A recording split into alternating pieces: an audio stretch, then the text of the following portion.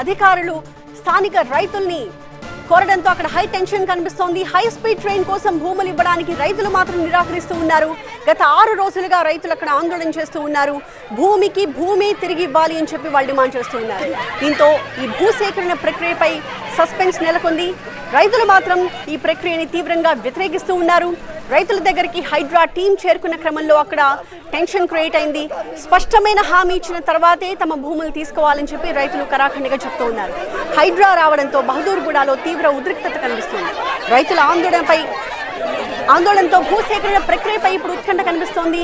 భారీగా అక్కడ బలగాలు మనకు కనిపిస్తూ ఉన్నాయి. అయితే ఒక రైతు ఈ ఆందోళనలో సొమ్మసిల్లి పడిపోయినట్టుగా తెలుస్తోంది.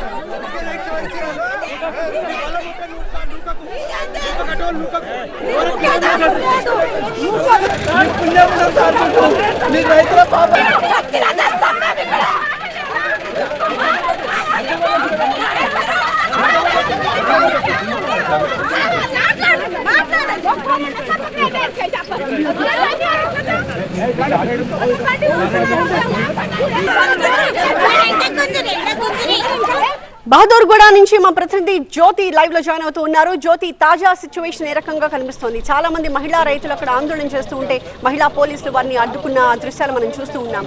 హైడ్రా అధికారులు ఏం చెప్తూ ఉన్నారు? రైతుల డిమాండ్స్ ని వాళ్ళు పరిగణలోకి తీసుకునే అవకాశాలు కనిపిస్తూ ఉన్నాయా?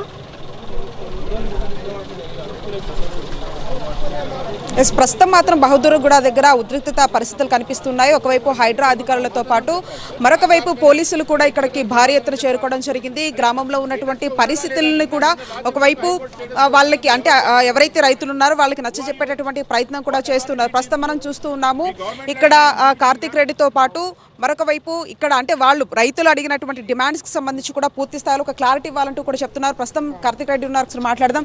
చెప్పండి, ఉదయం నుంచి ఒక పరిస్థితి చూస్తూ ఉన్నాం. ఇక్కడ 6 రోజులుగా కూడా వాళ్ళు నష్టపరిహారం కావచ్చు లేకపోతే భూమికి భూమి ఇవ్వాలంటూ కూడా వాళ్ళు డిమాండ్ చేస్తూ ఉన్నారు. ఏం చెప్తారు? భూమి కోసం వాళ్ళు పోరాటం చేసిండే తెలంగాణ నాకు అర్థమైతే లేదు. తెలంగాణ వ్యాప్తంగా కూడా దొంగలు పడ్డారు. ఇది హైడ్రా కానీ రెవెన్యూల పేరు మీద కానీ పోలీసులను ముందలు పెట్టుకొని పేద మధ్యతరగతి భూములు కుటుంబాల భూములు ఏడున్నాయి, రైతుల భూములు ఏడున్నాయి అని తెలుసుకొని ఆ మీద ఇట్లా ఎగపడి భూములు లాక్కోవడం తప్ప తెలంగాణ రాష్ట్ర ప్రభుత్వం ఒక్కటి కూడా మంచి పని చేసింది. ఈరోజు ఒక్కటి కాదు, 2 కాదమ్మా, 650 ఎకరాల ల్యాండ్, 650 ఎకరాలు ఒక్కటన్నా ఇక్కడ ఎంక్రోచర్స్ ఎవరైనా ఉన్నారా? ఎవరైనా ఎంక్రోచర్స్ ఉన్నారా? ఎంక్రోచర్స్ లేనప్పుడు ఎందుకు మీరు ల్యాండ్ లాక్కున్నారు? ప్రొసీజర్ లేదు. ఇదా రైతులు ఉన్నప్పుడు ఇక్కడ ప్రొసీజర్ తెలియదా? ఒక్కరానే ఎంక్రోచర్ చూపించగలుగుతారా? ఇక్కడ ఉన్నారు. ఇప్పుడు పోలీసులకు మాకేం సంబంధం? మేమెందుకు పీకులాడుకోవాలా? ఆర్డీఓ ఏడి, కలెక్టర్ ఏడి? మీ ఇక్కడ స్టేటస్గా ఉందని మేము చెప్తున్నాగా కూడా మాకు సమాధానం చెప్పేటోళ్ళు ఎవరు? వీళ్ళందరూ మజాక్ అనుకుంటున్నారు.